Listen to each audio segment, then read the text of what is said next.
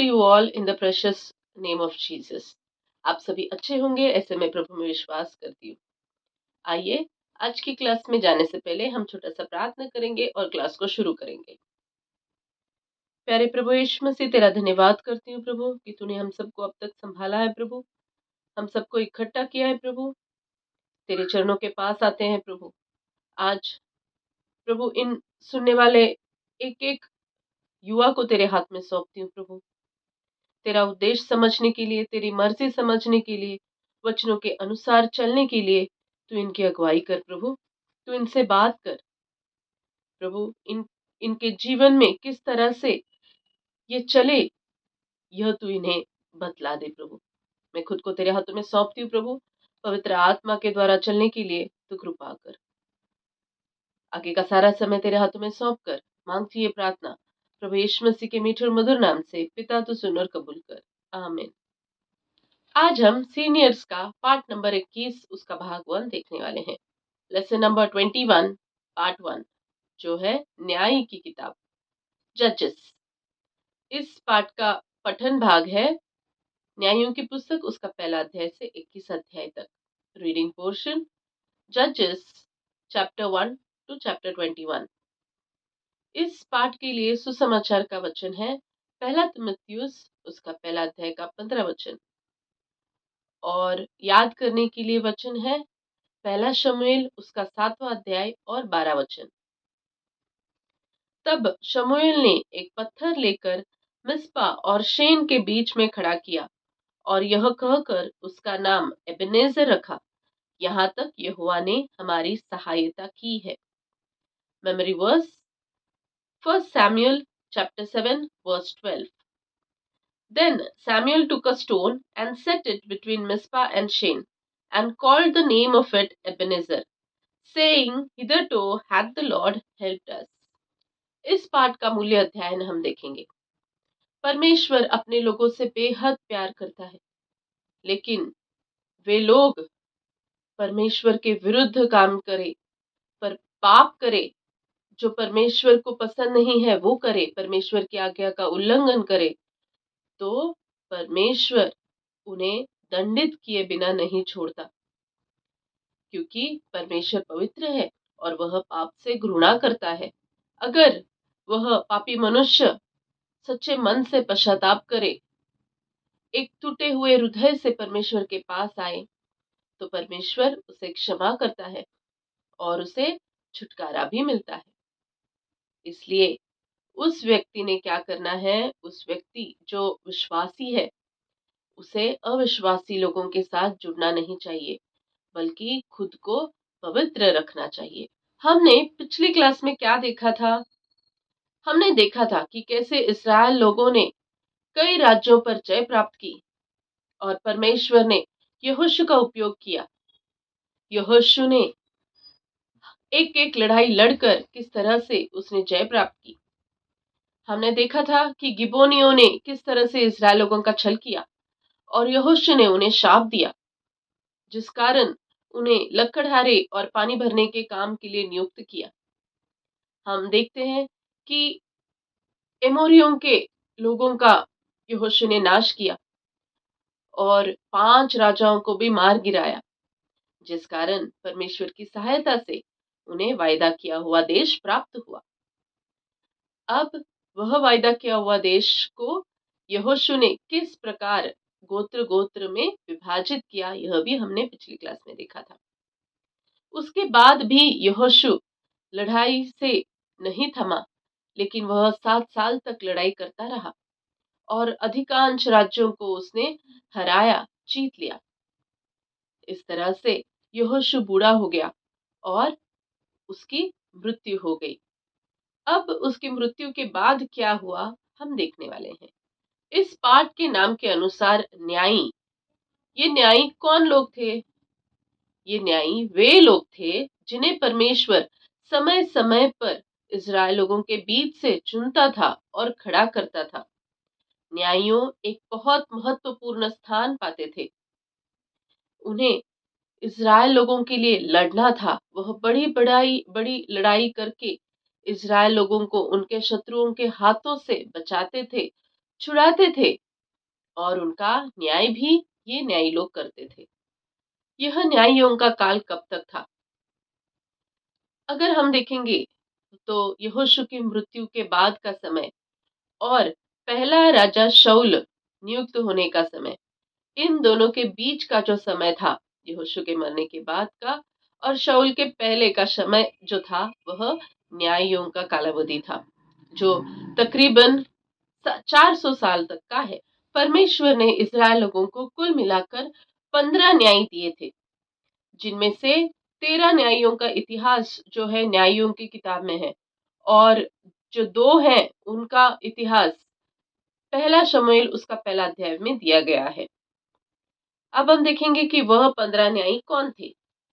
उनके नाम इस तरह से हैं: ओत्निएल, एहूद, शमगर, दबोरा जो बाराक की है, गिदोन, अबीमेलेक, तोला, याir, इप्ता, इब्सन, एलोन, अब्दोन, शिमशोन, एली और शमूएल। इन सभी न्यायियों के बीच में जो 7 जो न्यायी थे वह वे बहुत प्रभावशाली थे। उनके नाम इस प्रकार हैं: ओत्निएल, एहूद, दबोरा, इफ्ता, गिदोन, शिमशोन और शमूएल। अब हम देखेंगे कि न्यायियों की क्या जरूरत थी। अब तक इज़राइल लोग खुद से चल नहीं पाते थे, मतलब उन्हें मिस्र से जब छुड़ाया तब उन्हें चलाने के लिए मूसा था। मूसा के बाद यहोशू था उन्हें चलाने वाला।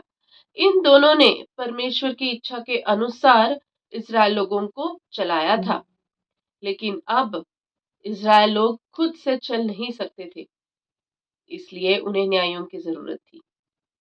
फिर हम देखते हैं कि जब यहोशू था, यहोशू लड़ता था, तो उसके साथ भी जो पीढ़ी थी वह लड़ने वाली पीढ़ी थी। लेकिन जब यहोशू का मृत्यु हुआ और वह लड़ने वाली पीढ़ी का भी मृत्यु हुआ, तब एक नई पीढ़ी आई जो कुछ भी नहीं जानती थी, परमेश्वर के बारे में भी नहीं जानती थी और परमेश्वर ने किए हुए चमत्कारों के बारे में भी वह नहीं जानती थी। इसलिए उन्हें न्यायों की जरूरत थी ताकि उन्हें वे परमेश्वर की इच्छा बता सके। फिर हम देखते हैं कि इज़राइल लोगों को कोई राजा नहीं था। वे अपनी अपनी मर्जी के अनुसार ही करते थे। उन्हें गलत और सही का ज्ञान नहीं था। उन्हें इतना भी ज्ञान नहीं था कि अगर हम परमेश्वर की इच्छा के अनुसार नहीं चलेंगे तो हम गलत मार्ग पर जाएंगे, हम भटक जाएंगे। यह भी ज्ञान उन्हें नहीं था। इस वजह से न्यायों की जरूरत थी। फिर हम देखते हैं कि परमेश्वर ने यहोशू से कहा था कि जब तू कनान में जाएगा तब कनानियों का नाश करना। लेकिन यहोशू की मृत्यु के बाद इज़राइल लोगों ने कनानी लोगों का नाश नहीं किया, परंतु उन्हें नौकर या सेवक बनाकर उन्हीं के राज्यों में उन्हीं के साथ रखा। इस वजह से परमेश्वर का क्रोध उन पर आया। परमेश्वर ने ऐसा क्यों किया? परमेश्वर ने उन्हें कनान देश में ले आने का, उन्हें मिस्र से छुड़ाने का और यह कनान देश उनकी अपनी भूमि कहकर देने का क्या वजह था? परमेश्वर यह चाहता था कि मेरे लोग उन अन्य जाति लोगों में जाकर मुझे प्रकट करे, यानी परमेश्वर को प्रकट करे और परमेश्वर का राज्य वहां स्थापित करे। लेकिन परमेश्वर का राज्य स्थापित करने की बजाय उन्होंने उन अन्य जाति लोगों के समान करना शुरू किया। उन अन्य जाति लोगों के बीच में वे जुड़ने लगे, मेल मिलाप करने लगे, उनके साथ विवाह करने लगे। इतना ही नहीं तो उनके साथ मिलकर उनकी देवी देवताओं की आराधना भी वे करने लगे, जिस वजह से परमेश्वर बहुत ही क्रोधित हुआ। तब उनके बीच रहने वाले जो राज्य थे वे राज्य प्रबल हो गए और उन्होंने इज़राइल पर हमला किया और इज़राइल को हराया, जिस कारण इज़राइल लोगों को गुलामी का अनुभव करना पड़ा। और उस गुलामी में उन्हें यह अनुभव आ रहा था कि वे कांटे और कीलों के बीच में हैं। जिस तरह से हम पढ़ते हैं कि न्यायियों की पुस्तक उसका 2 अध्याय और 3 वचन में। इसलिए मैं कहता हूँ, मैं उन लोगों को तुम्हारे सामने से न निकालूंगा, और वे तुम्हारे पिंजर में काटे, और उनके देवताएं तुम्हारे लिए फंदा ठहरेंगे। इस प्रकार इस्राएलियों ने परमेश्वर के विरुद्ध किया, जिस कारण परमेश्वर ने उन्हें उन लोगों के हाथों में सौंप दिया। फिर इतनी गुलामी में इस्राएल लोगों ने परमेश्वर को पुकारा, और परमेश्वर ने उन्हें क्षमा किया और उनकी सहायता के लिए एक न्यायी नियुक्त किया। ये न्यायी ही थे जो उनका नेतृत्व करते थे, और उन्हें जिन लोगों ने गुलाम किया था, लूटा था, उन शत्रुओं के बीच से वह इस्राएल लोगों को छुड़ाते थे। यह काम न्यायी लोगों का होता था, और न्यायी लोग ही थे जो परमेश्वर का वचन इस्राएल लोगों को सिखाते थे और परमेश्वर की इच्छा के अनुसार उन्हें चलाते थे। ये युद्ध होते थे, तब पूरा इज़राइल प्रभावित नहीं होता था, परंतु जिस जिस गोत्र में पाप दिखाई देता था, सिर्फ उन्हीं के गोत्रों को यह केंद्रित करता था। अब हम एक एक करके न्यायियों के बारे में विश्लेषण से देखेंगे। पहला न्यायी जो था वह ओत्निएल था। वह यहूदा गोत्र का था। वह एक बहादुर योद्धा था। वह कालेब का जो छोटा भाई कंजी है, उसका पुत्र था। ओत्निएल में यह विश्वास था कि परमेश्वर उसके साथ है। जिस तरह से कालेब को विश्वास था, उसी तरह से ओत्निएल भी एक आस्थावान व्यक्ति था। दबीर जो है वह किरियत सेपेर करके बुलाते थे। वह एक बहुत बड़ा देश था, और उस देश में रहने वाले लोग भी बड़े बड़े अनाकी वंश के थे। परंतु वह जो किरियत सेपेर जो देश है, वह यहूदा गोत्र के क्षेत्र में आता था। इसलिए कालेब को वह देश जीतना था। कालेब ने कहला भेजा कि जो कोई किरियत सेपेर पर जीत हासिल करे, उसे वह अपनी बेटी अक्सा का ब्याह कर देगा। ओत्निएल ने यह सुना, और ओत्निएल ने उन दबीर के लोगों के साथ युद्ध किया, उन्हें हराया और जय प्राप्त की, जिस वजह से उसका अक्सा के साथ ब्याह हुआ। उसमें यहोवा का आत्मा समाया था। बाद में ओत्निएल ही इस्राएल लोगों का न्यायी बन गया, और उसके कार्य जो है वह हम न्यायियों की पुस्तक उसका 3रा अध्याय 7 से 11 वचनों में देख सकते हैं। जैसे हमने देखा था कि इज़राइल लोग उन अन्य जातियों के लोगों के साथ मिलकर उनके देवी देवताओं की मूर्ति पूजा करने लगे थे, तब परमेश्वर ने उन्हें दंड दिया। परमेश्वर ने उन्हें फलिश्तियों के हाथों में सौंप दिया, जिस कारण वे 8 साल तक उनकी गुलामी में थे। जब इज़राइल लोगों ने परमेश्वर को पुकारा, दुहाई दी, तब परमेश्वर ने उनकी दुहाई सुनी और उनके लिए ओत्निएल को खड़ा किया। परमेश्वर ने ओत्निएल के माध्यम से इज़राइल लोगों को एक महान विजय का आशीर्वाद दिया। ओत्निएल ने उनके शत्रुओं पर जय प्राप्त की, और इज़राइल लोगों को 40 साल तक उनके देश में शांति बनी रही। इसके बाद हम एहूद के बारे में सुनेंगे। एग्लोन की मृत्यु के बाद इस्राएल लोगों ने फिर से पाप करना शुरू किया, परमेश्वर के विरुद्ध करना शुरू किया, जिस वजह से परमेश्वर ने क्रोधित होकर उन्हें मोआब के राजा के हाथों में सौंप दिया, और वहां पर वे गुलामी में चले गए। हम देखते हैं कि यहूद जो है बन्यामीन गोत्र का था, और वह बाएं हाथ से काम करने वाला व्यक्ति था। एग्लोन जो था वह मोआब का राजा था।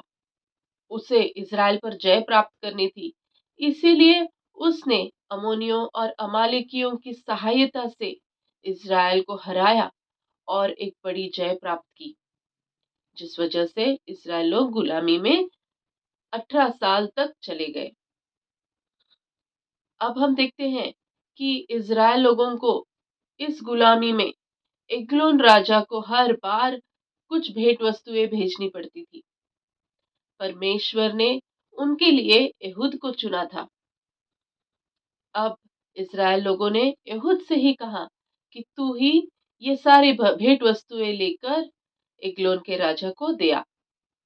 जिस वजह से एहूद को एग्लोन के राजा को मारना था, तो उसने एक हाथ लंबी दुधारी तलवार बनाई थी और उस तलवार को उसने दाहिने जांग पर लटका दिया और वह सारी भेंट वस्तुएं लेकर मोआब के राजा के पास पहुंचा। तब उसने सारी भेंट वस्तुएं उनके सैनिकों के हाथों में दे दी और उनसे कहला भेजा कि हे राजा, मुझे तुझे एक भेद की बात बतानी है। तब राजा ने यह बात सुनी और राजा ने एहूद को उसके पास बुलाया और उसके आसपास के जो भी सैनिक थे उन सभी सैनिकों को बाहर भेज दिया। तो अब एग्लोन अपनी बड़ी हवादार कटेरी में अकेला बैठा था। तब एहूद ने समय पहचान कर उस तलवार को निकालकर एग्लोन को मार दिया और उस कटेरी से बाहर आकर उसने उस हवादार कोठरी के दरवाजे बंद कर दिए। और जब तक सैनिकों को पता चलता कि वह एग्लोन जो था वह मर गया है, तब तक एहूद भागकर वहां से इज़राइल आ पहुंचा। इस प्रकार एहूद ने जय प्राप्त की और एहूद के माध्यम से 10,000 मोआबियों को परमेश्वर ने मार गिराया और इज़राइल लोगों को एकजुट किया, जिस वजह से 80 साल तक देश में शांति बनी रही। यह हम न्यायों की पुस्तक उसका 3रा अध्याय 12 से 30 वचनों में देख सकते हैं। आगे हम देखेंगे तो अगला न्यायी है शमगर। इज़राइल लोगों ने वापस परमेश्वर के विरुद्ध करना शुरू किया और परमेश्वर का क्रोध उन पर भड़का, जिस वजह से इज़राइल लोगों ने पश्चाताप किया, परमेश्वर से क्षमा मांगी और परमेश्वर ने उन्हें क्षमा की और उनके लिए शमगर न्यायी को खड़ा किया। शमगर न्यायी के बारे में हम ज्यादा कुछ नहीं जानते हैं, क्योंकि बाइबल में भी उसके लिए ज्यादा नहीं लिखा है। हम देख सकते हैं कि केवल शमगर 3 साल तक ही इजरायलियों में न्याय करता रहा। शमगर के माध्यम से परमेश्वर ने 600 फलिश्तियों को मार गिराया।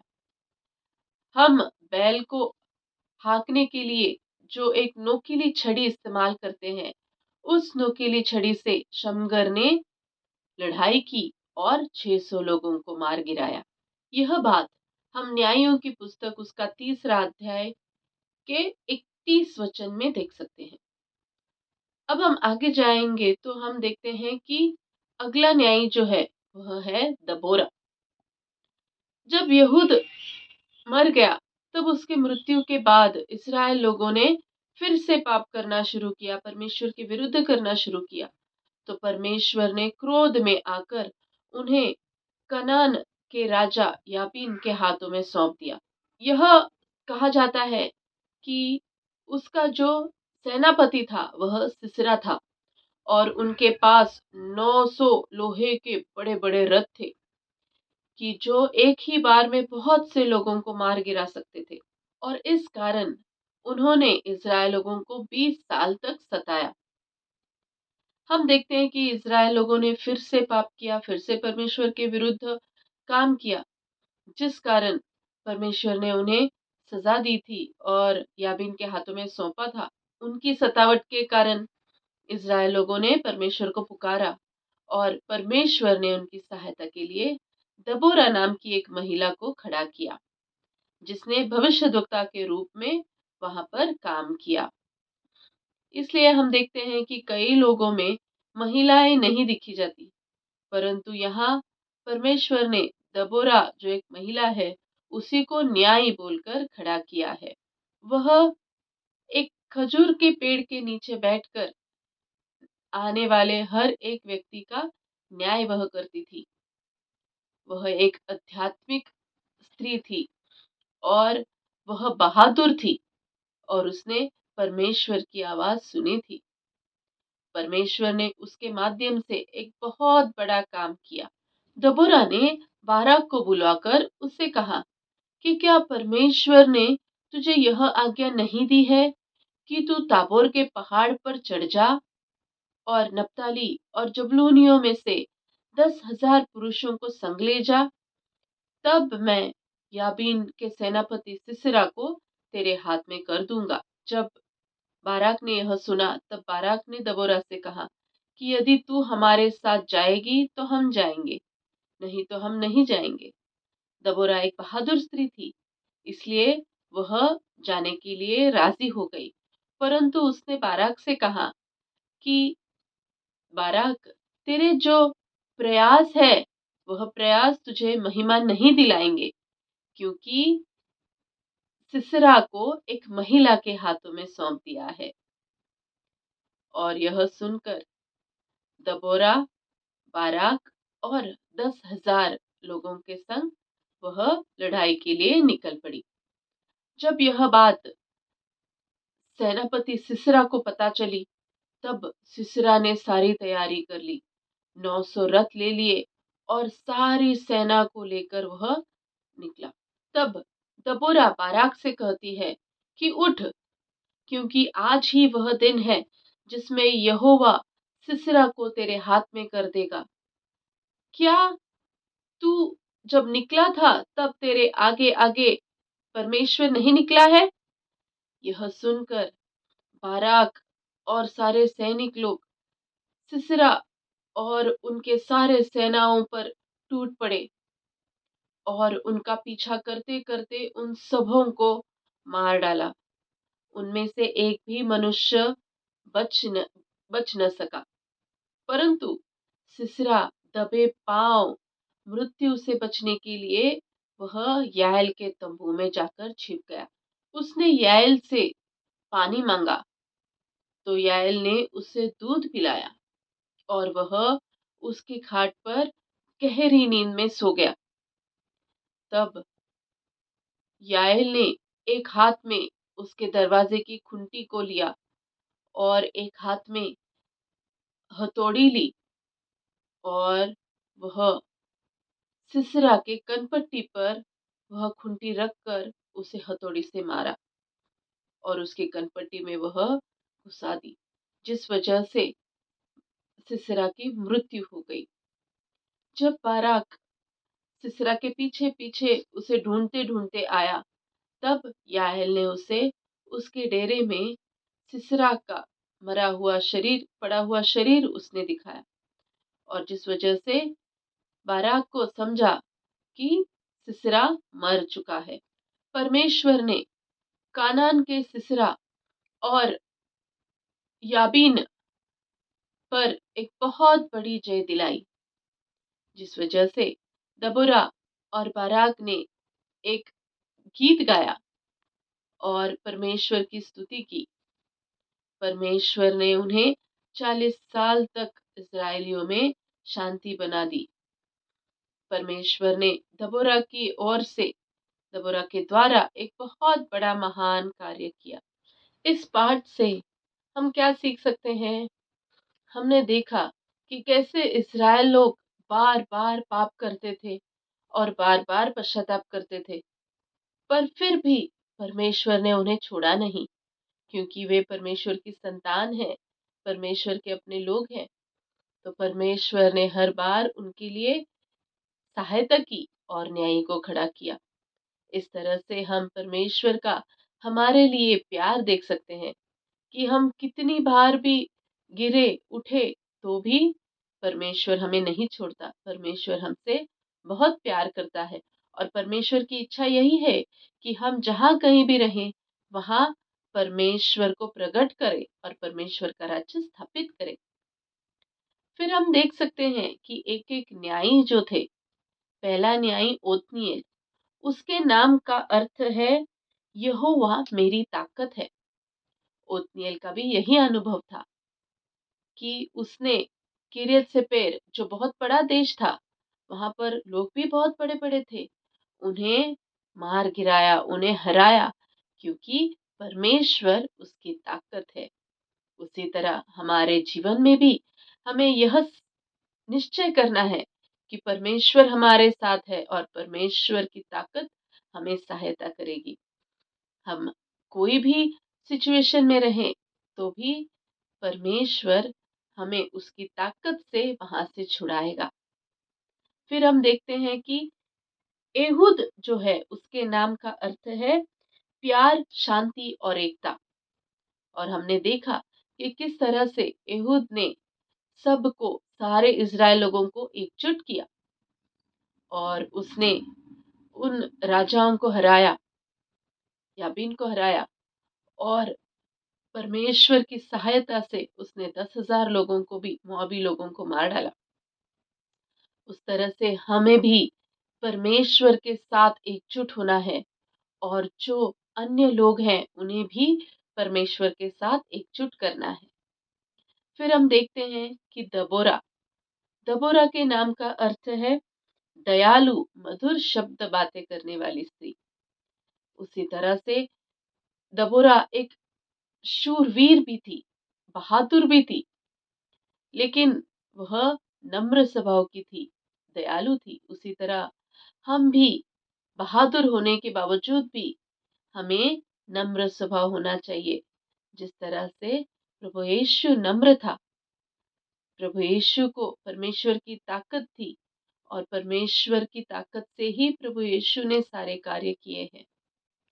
उसी तरह हमारे भी आगे यीशु रहना चाहिए, क्योंकि यीशु ने ही हमें परमेश्वर के साथ एकजुट किया है और उसी को देखते हुए हमें अपना जीवन परमेश्वर के हाथों में सौंप देना है, ताकि परमेश्वर की जो भी इच्छा रहेगी वो हमारे जीवन में पूरी हो। इस तरह से हमें परमेश्वर के हाथों में सौंप देना है और हमें हमेशा याद रखना है कि अलगदायिता जो परमेश्वर ने हमें सौंप दी है, वह अलगदायिता में ही हम रहे, क्योंकि हम अन्य लोगों के, अन्य जाति लोगों के बीच में रहते हैं, तो उनकी तरह हमें नहीं करना है। तो हमें परमेश्वर ही की आज्ञा के अनुसार जो परमेश्वर को पसंद है वही करना है। इस तरह से परमेश्वर हमारे साथ रहेगा और परमेश्वर का आनंद और शांति हमें बनी रहेगी। आओ बच्चों, हम इस क्लास को प्रार्थना करके समाप्त करेंगे। प्यारे प्रभु यीशु मसीह, तेरा धन्यवाद करती हूँ प्रभु कि तूने हमसे बातें की, तूने हमें बताया कि तू हमसे कितना प्यार करता है, कि हम बार बार गिरने पर भी हमें तू बचाता है, हमें तू उठाता है। प्रभु तेरा धन्यवाद करती हूँ। इन सारे नौजवान लोगों को तेरे हाथों में देती हूँ प्रभु।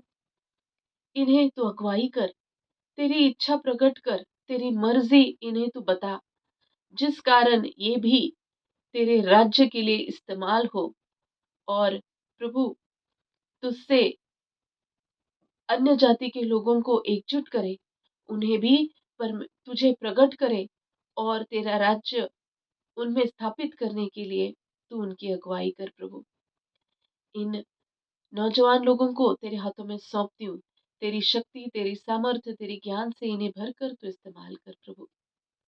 तूने हम सबसे बातें की, तूने मुझे भी सहायता की, इसलिए तेरा धन्यवाद करती हूँ प्रभु। आगे भी इनके जीवन में तू इनकी सहायता कर और तेरा अनुभव लेकर चलने के लिए, तेरे विश्वास में बने रहने के लिए इनकी अगुवाई कर। आगे का सारा समय तेरे हाथों में सौंप कर मांगती हूँ ये प्रार्थना प्रभु यीशु मसीह के मीठे और मधुर नाम से। पिता तो सुन और कबूल कर। आमीन।